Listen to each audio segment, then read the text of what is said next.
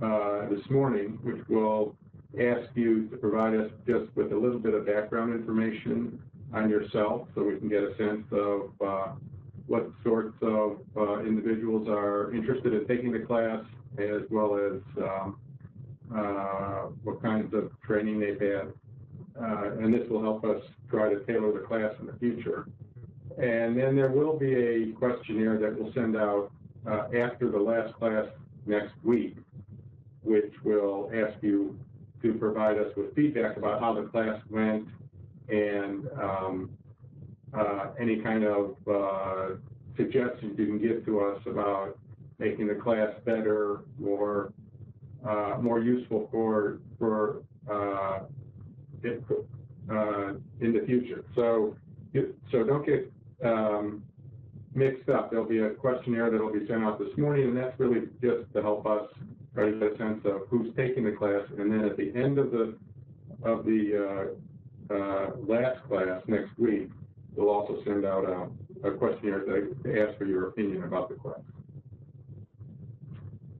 Okay. So today we're going to talk about sensitive questions. Last time Darby talked about subjective questions, and she mentioned a few things about sensitive questions. And today we're going to spend some time looking at why questions are sensitive and some of the things that we might be able to do to try to mitigate the effects of sensitive questions.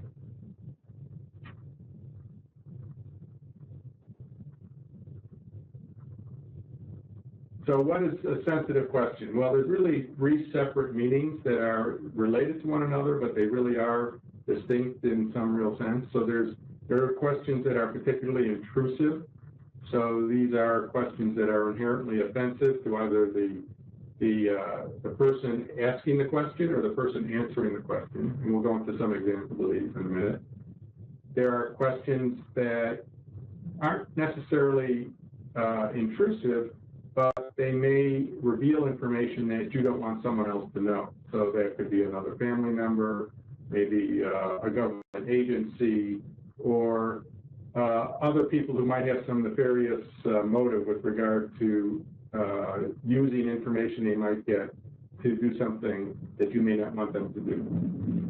And then there's social desirability, and last time Darby talked about this a bit. Social desirability has to do with the idea that there's a desire on the part of the respondent to present an image, whether it's to the interviewer or to the public at large, and that image is presented in the way they answer the question. So they might change the way they answer a question in order to present a more positive image of themselves. Sensitive behaviors include anything like private information like income or identifiers, and this has the example of a social security number. That's actually something in the United States which is like a government ID, and it provides information. If someone has someone else's social security number, they actually could use it to try to hack into their bank accounts or other kinds of private accounts that could do a lot of damage. So identifiers like a government ID, and in the case of the U.S. it's the social security number, are extremely private, and they would not want, it's not something that any individual would want public in any way. There's illegal behavior. These are the most obvious things like drug use or some sort of criminal offending, meaning like robbery or stealing or fraud or any other kind of thing that is against the law. And then sexual abuse, for example, if you're being sexually assaulted, or domestic violence, or anything related to sexual activity, or in particular sexual abuse. Then there are social desirability. So there are things that are socially approved and some things that are socially disapproved. And again, we'll get into a couple of examples in a minute. There's different types of sensitivity. So some questions are threatening to ask. So regardless of whatever the respondent might say, so they may or may not say that they are engaging in certain kinds of behaviors. But if it's threatening to ask, it's something like income. It doesn't really matter what your income is.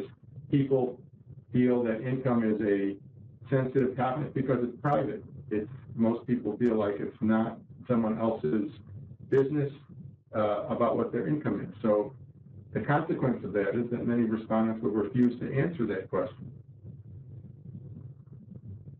Then there's questions that are threatening to answer because the answer in and of itself provides information that you wouldn't want to reveal to someone else. So something like drug use, or maybe the respondent may give the wrong answer. So if you're asking a question about a particular knowledge about certain government policies, it might be perceived as threatening because it's sort of testing the person's knowledge, and that becomes sensitive if they give the wrong answer.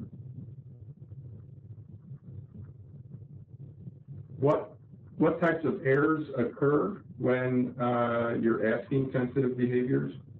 Well, certainly underreporting of things like illegal behavior or highly undesirable behavior is one main consequence. So when you ask someone if they've been using drugs or if they've committed a crime or if they've been a victim of a sexual assault, for example, there tends to be a bias. Remember what we talked about at the very first class. A bias is an error which is predominantly in a single direction. And this bias is a negative bias, meaning that the behavior or whatever you're asking about is going to get underreported.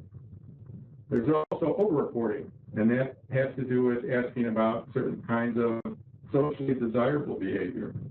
So, at least in the U.S., when you ask people if they voted in the last election and who did they vote for, there tends to be a positive bias, meaning people tend to report that they did vote when perhaps they didn't, because voting is a socially desirable behavior.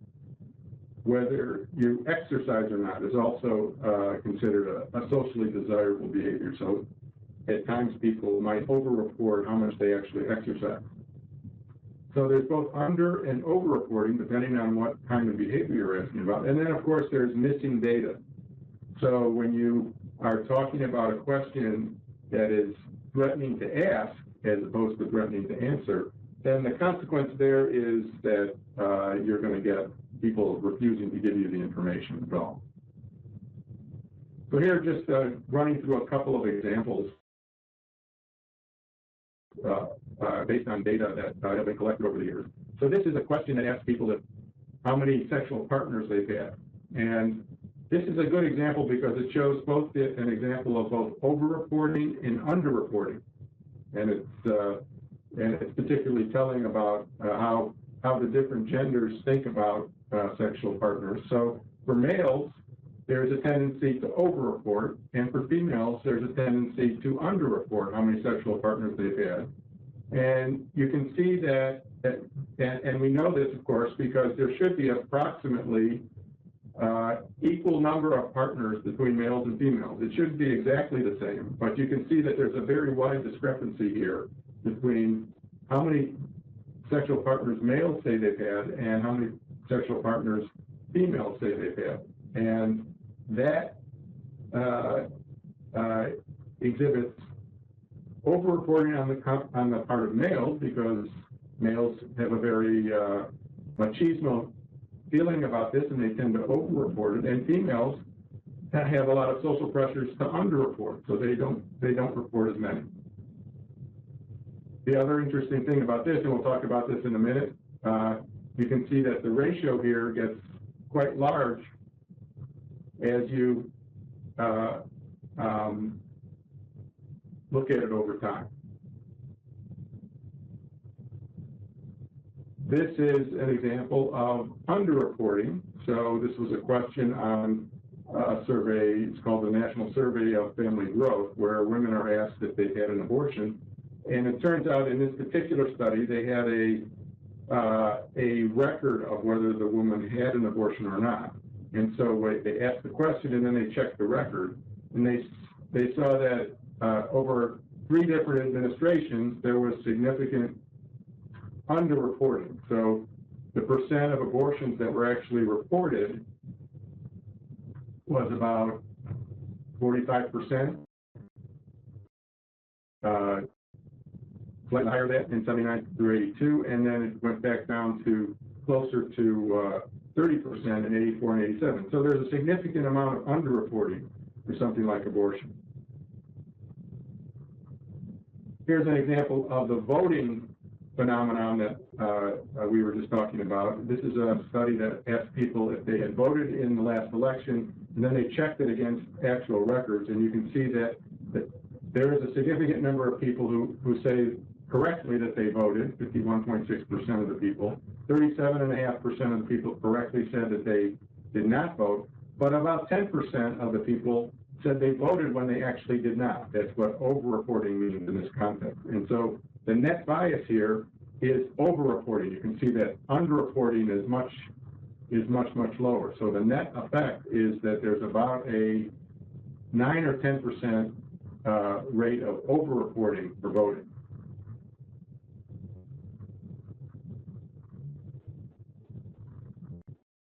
This is interesting because there are different biases sometimes associated with the gender of the interviewer. So this is an example of social desirability, where we say, thinking of women as a group, you think women have too much influence, just about the right amount of influence, or too little influence.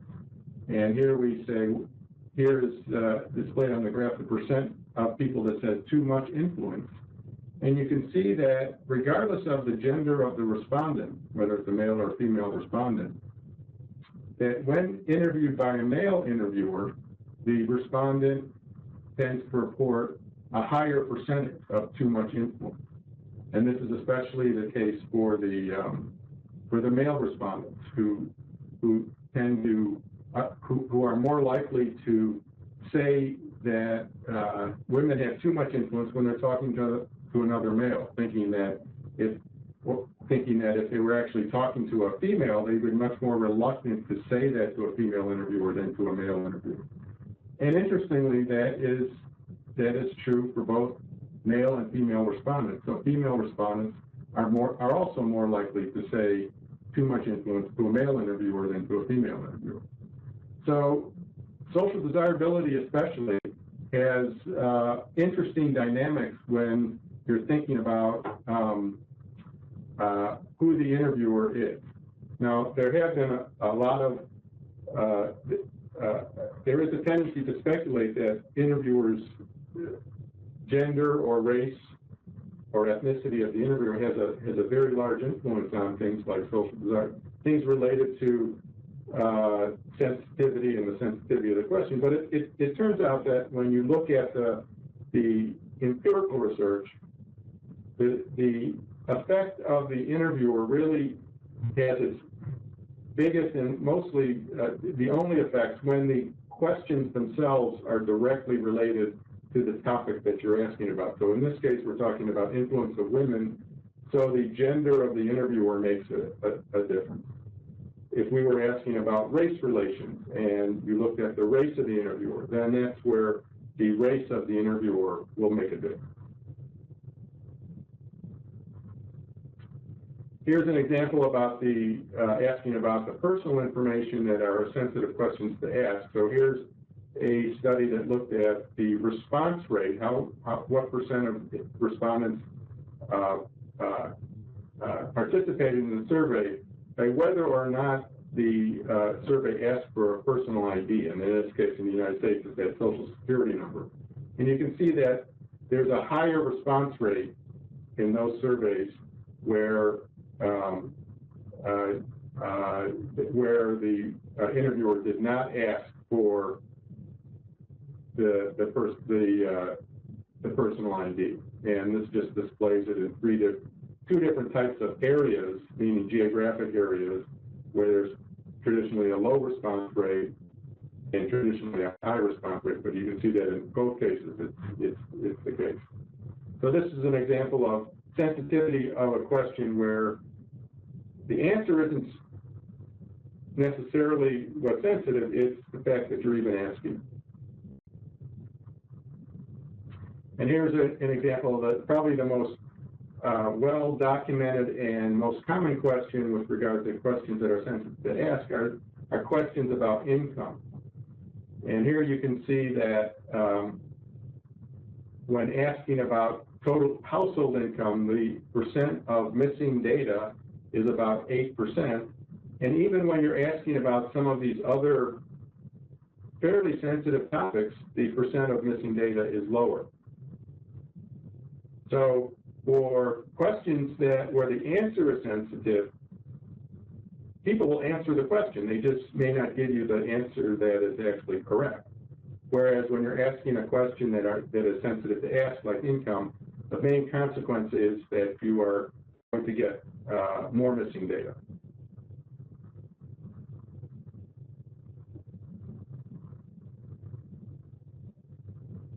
So what are some of the sources of error for sensitive items? We do tend to focus for sensitive items on the second type of error, which is specific to the sensitive item, meaning that people might deliberately misreport or they might misremember in some convenient way. But there's also just normal response error associated with asking about sensitive items, and it can occur in any stage of the response process. So the comprehension, retrieval, formulation, or reporting, really it can occur just like any other question that we've been talking about. We've talked about both factual questions now and an attitudinal question, and that's just a function of the survey design and the topic. So I think at some point we've had examples of questions about rape and sexual assault. And one of the things that we brought up as an example was that sometimes people may not understand what the term having sex is. You know, are you talking about actual vaginal intercourse, or are you just talking about kissing or some other kind of sexual activity? And it was important in the question to define what you mean by sex. And we showed an example before about defining it in the actual question. That's an example of a sensitive question, but really the error may not be due from the sensitivity of the question. It's just due to defining exactly what you mean in terms of comprehension. So there's both types of errors. In thinking about sensitivity in particular, there are sort of three different areas that error could occur. Information might be selectively stored in memory. So if something particularly great happens to you in your life, like maybe you did something really good at work, you might store that information in a very favorable way. You might only remember the really good things and not perhaps some of the negative things about that experience. And then when you're asked to report about it, you retrieve the information that you encoded, and it would primarily be the really good things. Okay, so you might actually exaggerate what happened just because you encoded the information in a particular way. You might also just selectively retrieve information that you're more inclined to retrieve because it's more positive, or less inclined to retrieve because it's negative. And then there might be deliberate or semi-deliberate editing of the response, meaning that when you retrieve the information, you have all the information and you're trying to formulate a response. That's where you might actually decide that you're not going to really reveal all of this information, or you're going to enhance certain parts of the story when you provide the information to the interviewer. All of these things can happen. And some of these things, not all of these things, are necessarily deliberate. So we have a tendency to talk about people underreporting because they're quote-unquote lying. In many cases, it's much more subtle than that. People may not deliberately misreport, but they are selectively remembering things.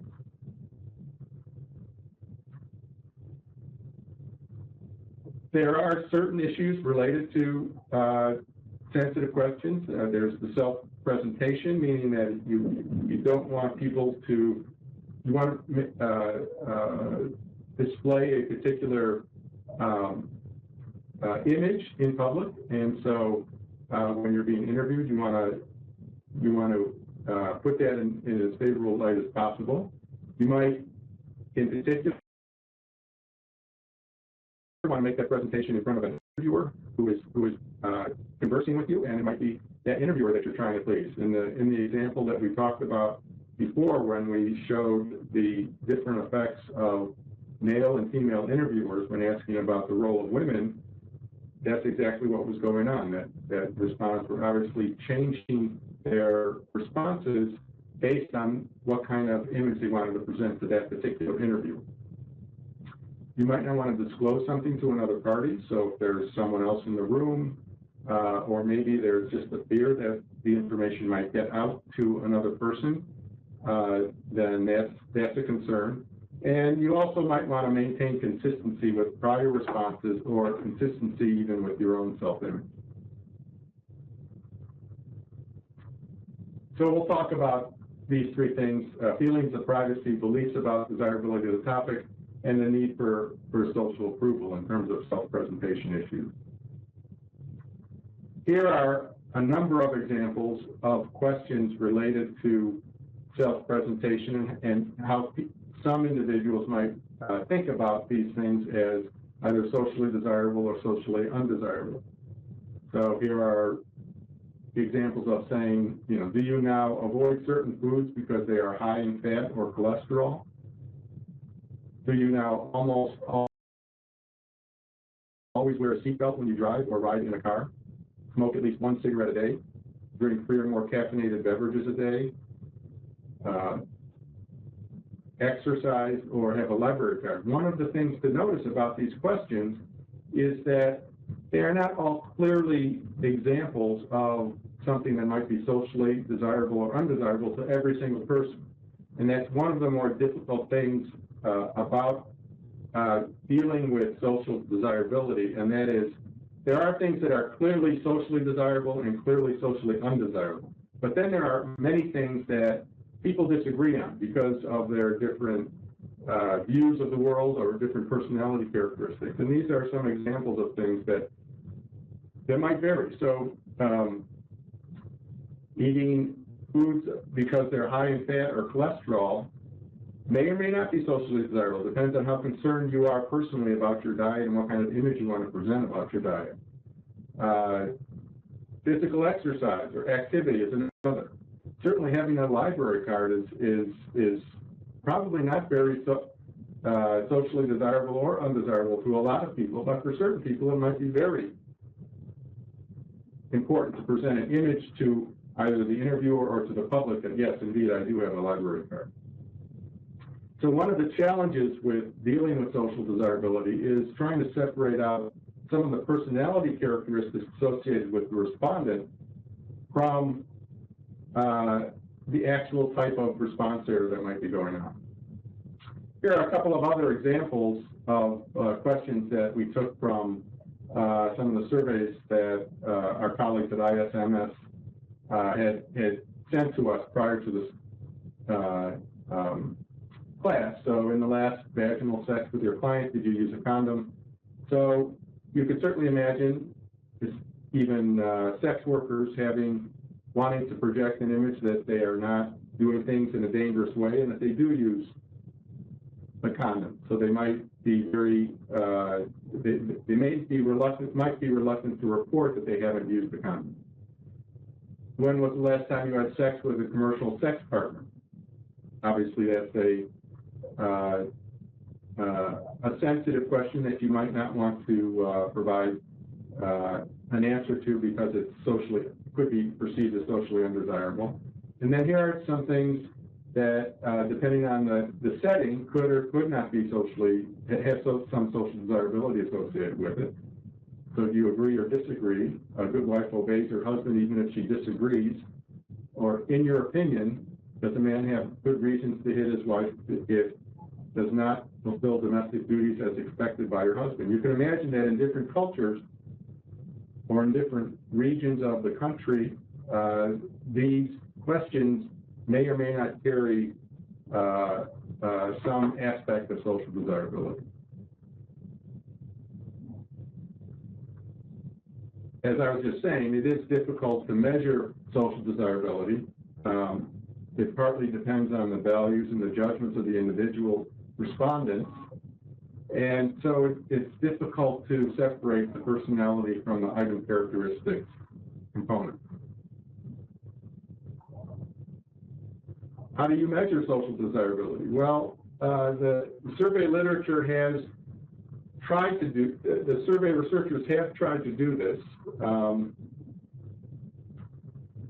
And the primary way is you ask socially desirable traits, but we know for a fact that they're not true for most people. So you would ask a question like, before voting, I thoroughly investigate the qualifications of all the candidates. Or the opposite, you can ask about a socially undesirable characteristic, but are true for most. So you can say, I sometimes feel resentful when I don't get my way.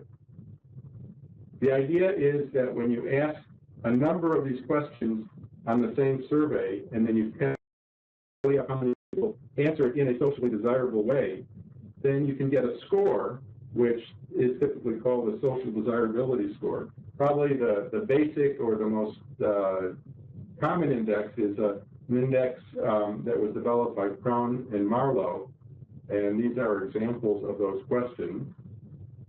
And they show the answer that you would give, that if the respondent gives, they would get basically a score, a point, for answering it in that way. And people with the highest number of points would end up being scored as answering things in a very socially desirable way. So on occasion, I have had doubts about my ability to succeed in life, and if someone says false to that question, they get a point. Similarly, for number 6, I sometimes feel resentful when I don't get my way, and if the person says false, they get another point. So you're allowing people to at least say the socially desirable answer once or twice, but if they consistently do that throughout the scale and they get a high score, then that's considered to be someone who's highly susceptible to social desirability and might be giving things, giving their answers in that way, and you use that in the analysis to try to control for it. Now, the difficulty with this kind of technique is that it's a little difficult to just put these kinds of items on a survey because they're not particularly related to any topic that you're typically asking about. So if I'm asking about, my survey is about sex workers, for example, the example that we were just talking about, putting questions like this onto a survey is really sort of out of the blue. It's really out of context, and it's questionable whether they really can measure the extent of social desirability in questions like asking about sex workers. So it's difficult to distinguish between the respondents' true belief and how they're relating their beliefs. So in general, these scales are used, but they're not widely used to try to combat the problem. Other methods to try to reduce error for sensitive questions are things like assuring the respondent that the information is confidential, using a particular type of response format, rewording the question, using a mode of interview that is more that is better for asking sensitive questions, and then perhaps using some sort of special procedure, such as randomized response, item count, or bogus pipeline. And we'll talk about each of these over the next few minutes. So when you have sensitive items, it is important to provide the respondent with an assurance of confidentiality. And we know from studies that when you ask about, when you tell respondents that the information is confidential, that does tend to increase reports of sensitive behavior. So it is good to do that. It's also good for other reasons as well. You know, we're always interested in providing respondents, or we're always obligated to provide respondents with some sort of informed consent. And in that informed consent, it's always required to tell them exactly how the information is going to be used and the extent to which the information will be shared with other people. And typically, we're assuring them that it's going to be confidential. So assuring confidentiality is good, but you do have to be a bit careful, because if you overdo the assurance of confidentiality, then the respondent is going to start wondering at the beginning of the survey exactly what are they in for? What are we going to be asking these people?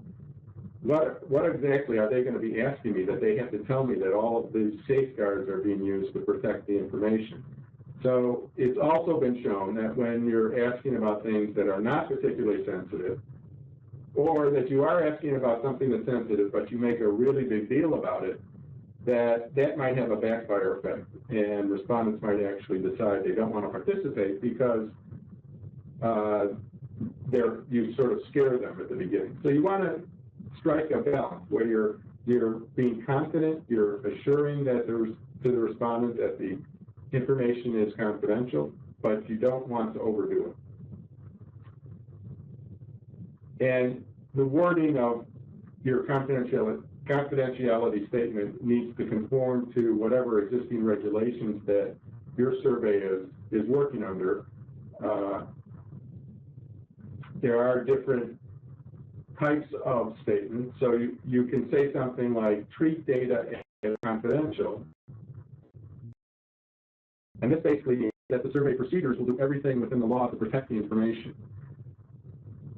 Typically, it's not a good idea to guarantee that the information will be confidential, because we really can't guarantee confidentiality. I mean, at the very least, sometimes people just make mistakes, that there's a breach in the data security procedures, and sometimes data actually does get out or could get out. So there's a possibility. So guaranteeing confidentiality is typically not something that that human subject review committees will approve. But saying something like that, you'll treat the data as confidential, is okay.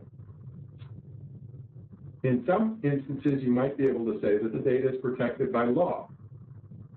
And at least in the United States, there are certain laws and there are certain surveys that have legal protection so that they can't be subpoenaed or requested by a court of law, for example, or they can't be accessed by anyone except the people who are collecting the data. And if you have that kind of protection, then that is something that would be very useful to include in your confidentiality, in your informed consent, to say that, because that's something that would increase the respondent's confidence that the information will be protected. A lot of these technicalities and these specifics really have to do with where you're doing the survey and who's doing the survey. For example, in the United States, at least, which government agency is doing the survey or sponsoring the survey will dictate what kind of protections the data have from a court getting access to the information if they wanted to get it.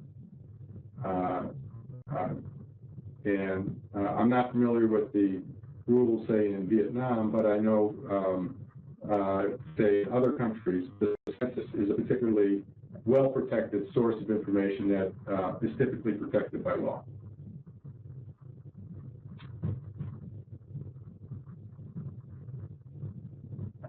So when you do your informed consent, you want to try to set up the interview very carefully, and you want to try to understand and decide on whether you want to have the information be anonymous or confidential. And these are two subtle distinctions that probably respondents do not have good knowledge of. So if you said anonymous versus confidential, they may not understand it, but they do provide different levels of protection for the respondent. And I think it's important to be aware of those protections. So confidentiality is when the identity of the respondent is known, or knowable, but the information will be restricted only to certain authorized project members. Anonymous is when no one knows the identity of the respondent, and there's never any possibility of identifying the respondent as linking a respondent's name, for example, to the survey responses.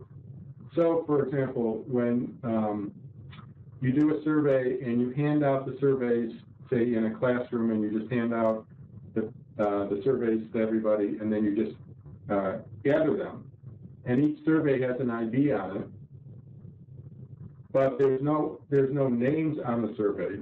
That's anonymous.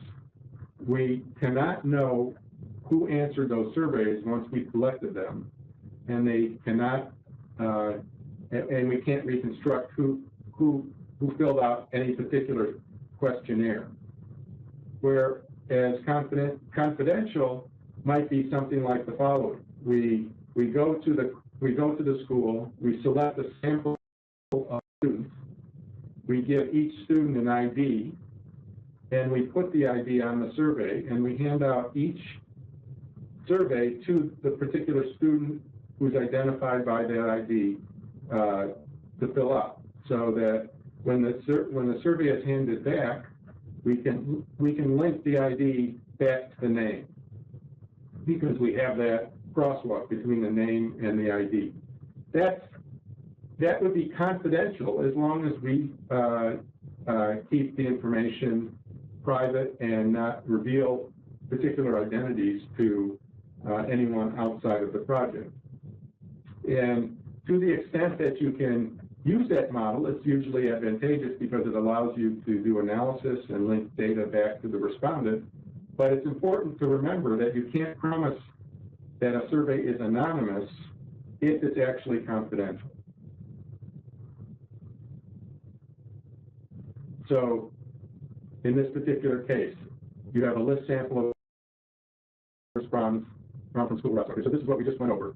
And so this is not anonymous, this is confidential.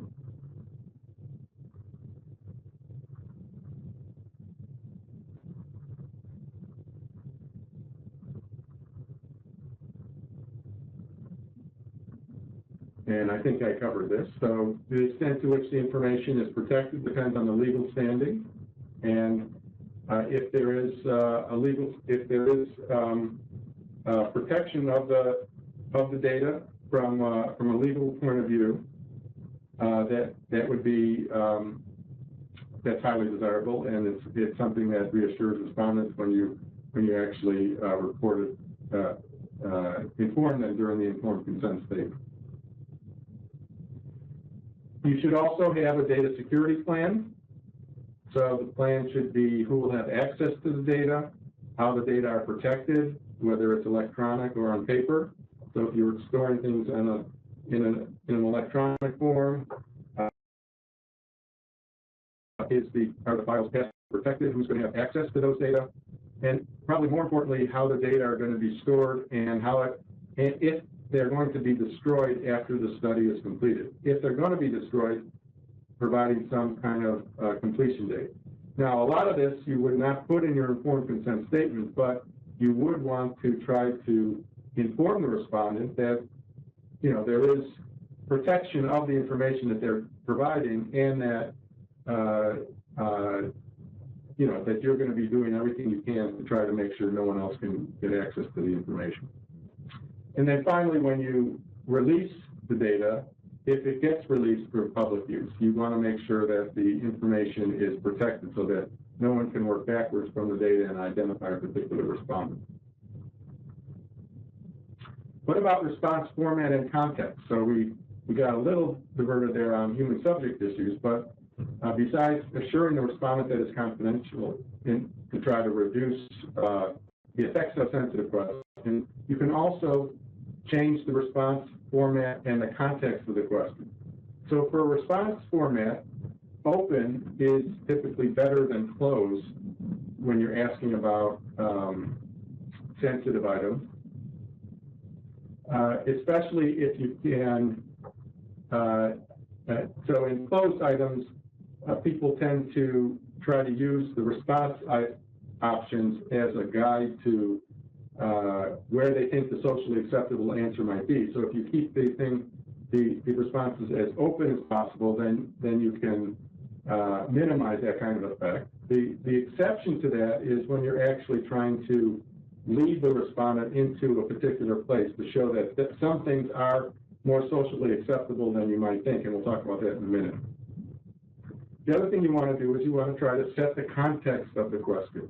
So you might want to embed the question within a related set of questions, and it's best to embed the question so that you try to communicate the behavior is acceptable or it's not totally unacceptable. So here's an example of that. So you might have a question, if you're asking about alcohol, you might say, in general, would you say that you drink more than your friends, less than your friends, or about the same amount as your friends?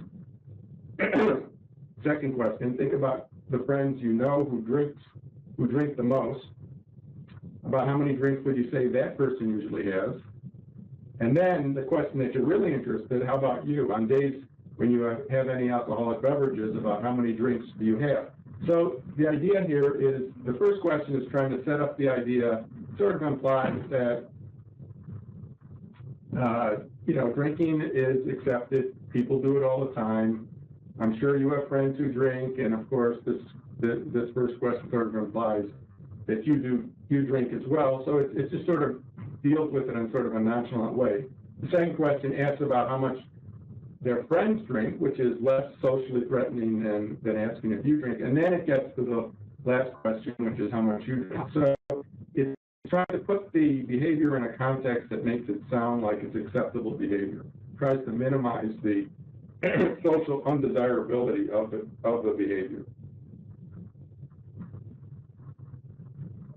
Another way to deal with this is to try to reduce the amount of detail that you ask about. So if you ask with a high level of detail, what is your annual income, and you're asking specifically for a number, which is very detailed, you can move to less detailed questions, which say, do you make less than $10,000, for example? And then you can continue with a larger number until they say yes. So they're not saying, so you can say, do you make less than 10,000? Do you make less than 20,000? Do you make less than 30,000? And once they say yes, that gives you the range in which their income would fall. So if they say yes to that last question to 30,000, you know their income is between 20 and 30,000. And that's generally less sensitive to people than if you just ask the question, what is your annual income?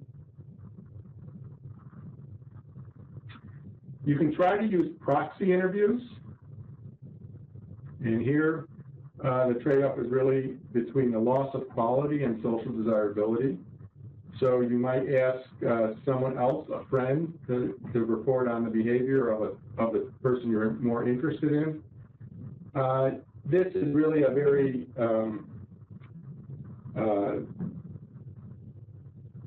dubious way of doing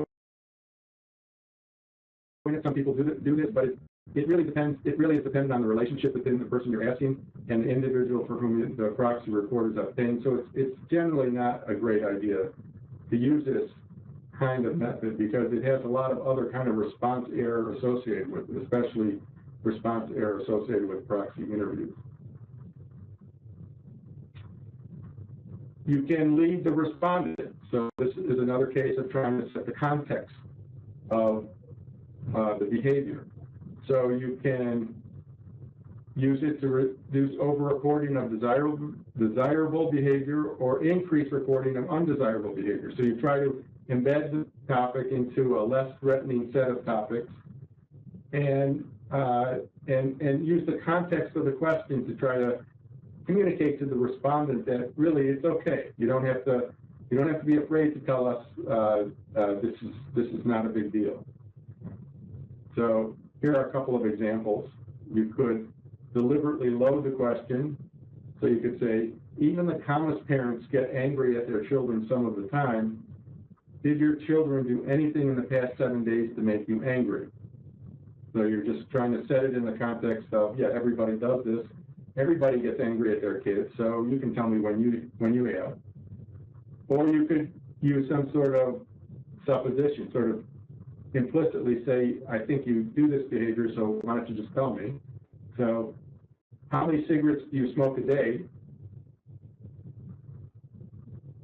Assumes that, almost implicitly assumes that people smoke, right? So they could say 0, that would be the right answer if they really don't smoke, but it allows people who do smoke the opportunity to think, well, that sort of implies that everybody does this, so I'm going to go ahead and report it. Or you can try to use some sort of authority. You know, wine has recently been shown to reduce cholesterol levels and improve digestion. And then you can ask questions about drinking wine, right? So it tries to say, well, wine isn't all bad, and so it might be okay to be drinking wine, so why don't you tell me how much you drink? How about desirable behavior? So you can use sort of a casual approach where you just say, well, did you happen to not feed your kids this morning? Or did you, you know, so you can ask, you can put it in a context where you're making it sound like it's okay that you didn't do it.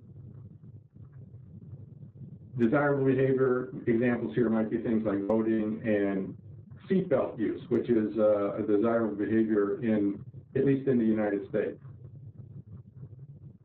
So you could say something like, did you happen to not use your seatbelt last week? Or something like that, to try to give the respondent the impression that, you know, it happens, everybody does it, so why don't you tell me if you did? You can set the context, just like we were talking about before, so you want to be permissive in the context of undesirable behavior and restrictive in the context of desirable behavior. And here's an example of that. So here's a survey that asked, in the past surveys, many men have reported that at some point in their life they have had some type of sexual experience with another male. This could have happened before adolescence, during adolescence, or as an adult. Have you ever had sex of any kind with a male at some point in your life?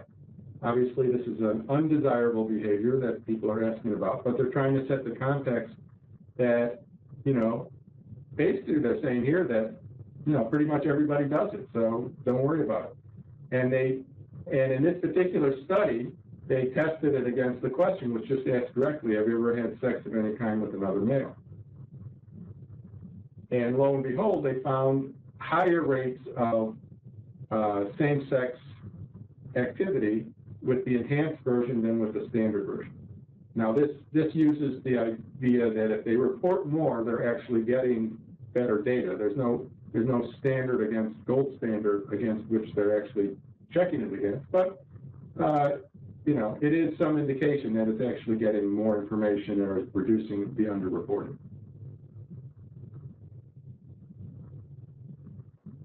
Ever questions versus current questions.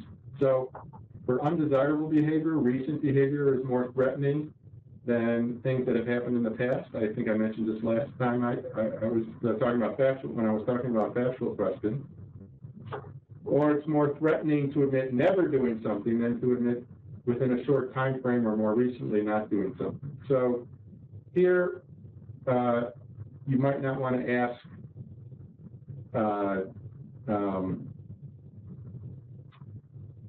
you might want to try to ask something that occurred much more recently, but when you're doing this and when you're thinking about the ever versus the current questions, you again have to think about the trade-offs between the gains in social desirability versus whether you have enough information. So if you're asking about a very short reference period because you want to reduce the amount of threat to the respondent, then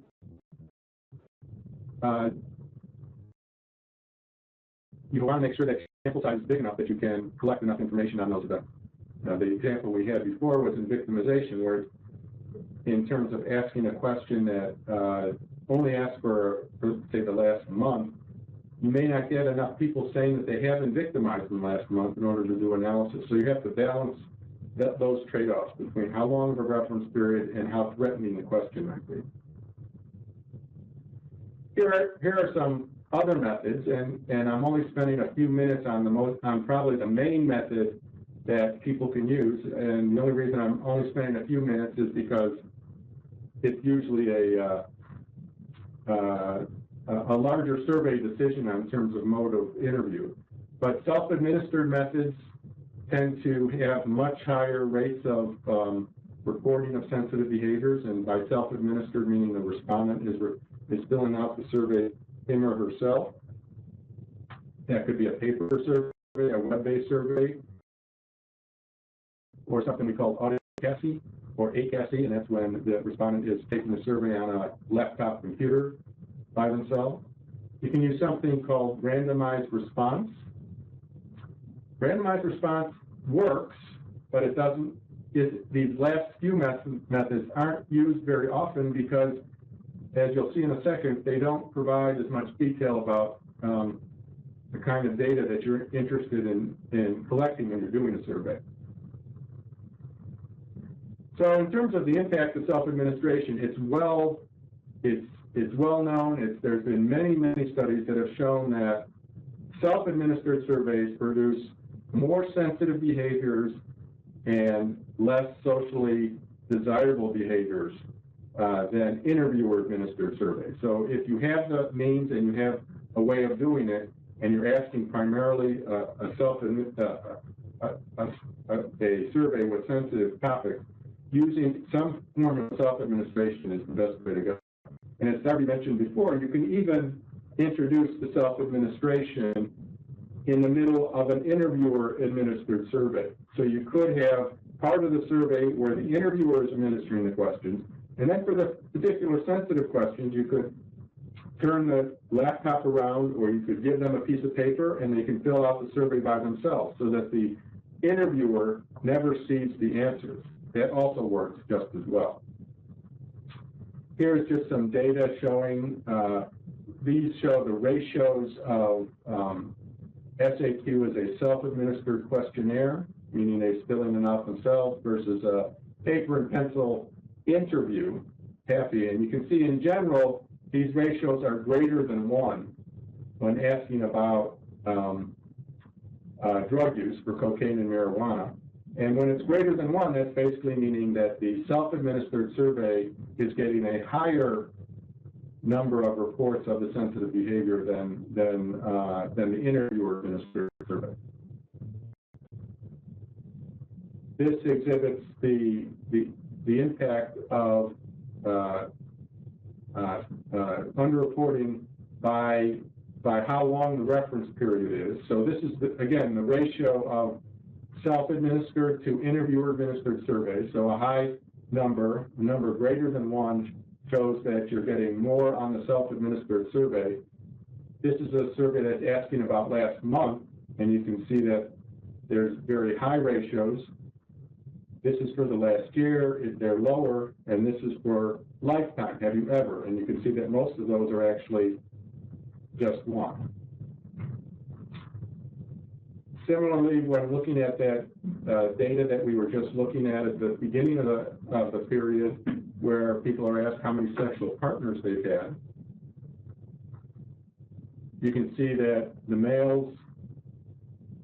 report by males go up for a CAPI interview. A CAPI interview is a computer-assisted personal interview. So this is administered by a computer, but in person with an interviewer. And this is the ACASI interview we were just talking about. And this is a CASI interview, which is just the same thing, a laptop computer, except it doesn't have an audio component. They're just reading the questions on the screen as opposed to getting some sort of audio that's reading the questions for them. And you can see that there's these fluctuations based on the mode of interview. So the ratio between the male and the female is much closer for the CASI and for the ACASI than it is for the CAPI, which illustrates the idea that it's reducing the amount of over-reporting by the males and under-reporting by the females. Randomized response is another method.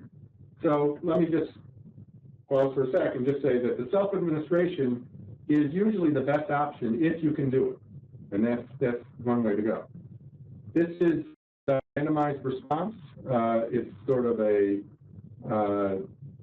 game-like scenario, and this is where you have some sort of procedure set up. So in this case, we have a box with 100 beads, and we know how many red beads there are and how many blue beads there are in the box. So in this case, there's 70 red and there's 30 blue. And what you basically do is you sort of make a game out of it. You ask the respondent to pick a bead, and they are the only ones who see the bead. And then you ask two questions.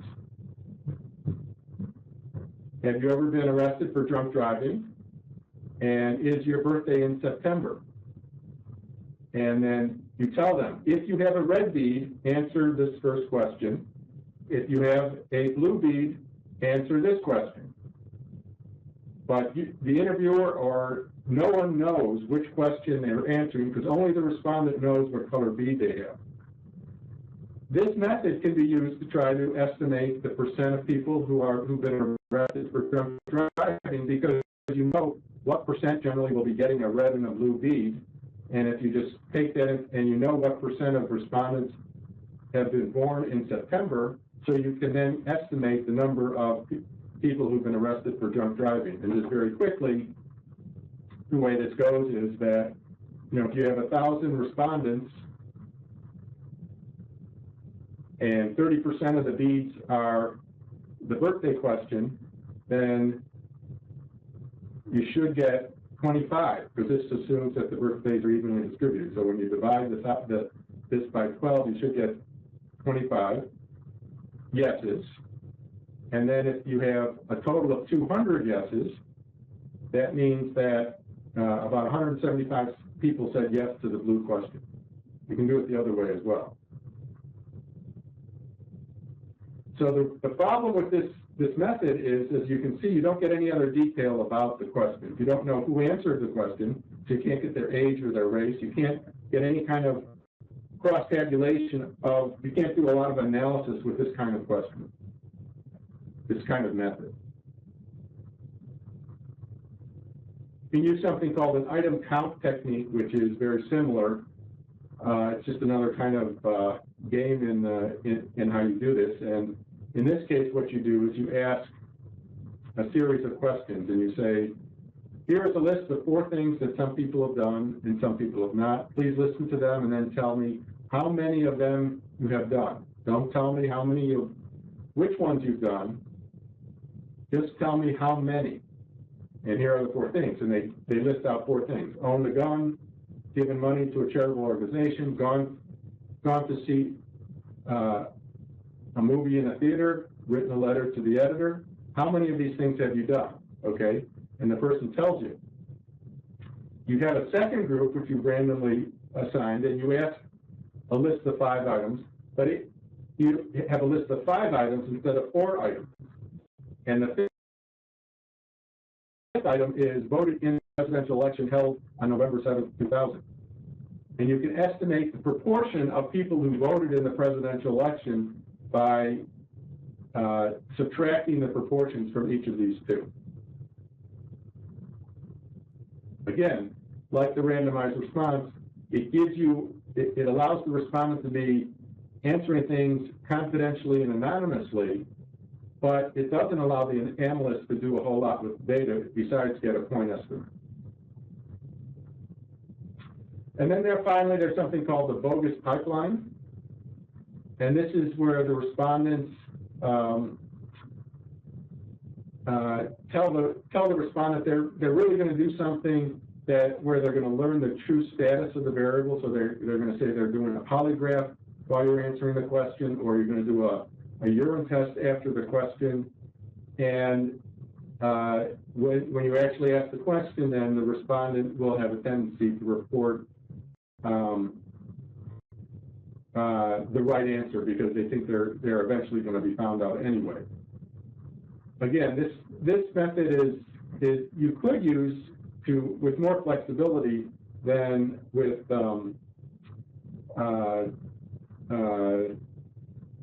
the other two methods, the item count method and the randomized response method. But it's also somewhat difficult to get past human subject boards because it involves some kind of deception. And sometimes it doesn't work so well. It involves a lot of other kinds of procedures that might be expensive. So it is something that you can try, but it's not necessarily something that you can implement very easily.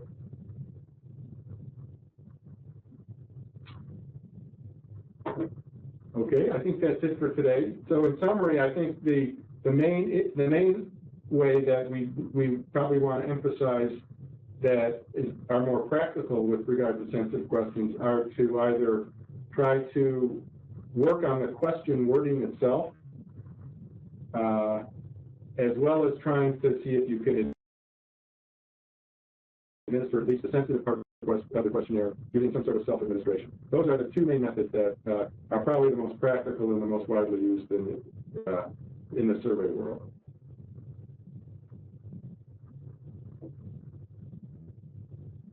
Okay, I think that's it. Okay. Thank you very much, David. Okay. It's an interesting lesson.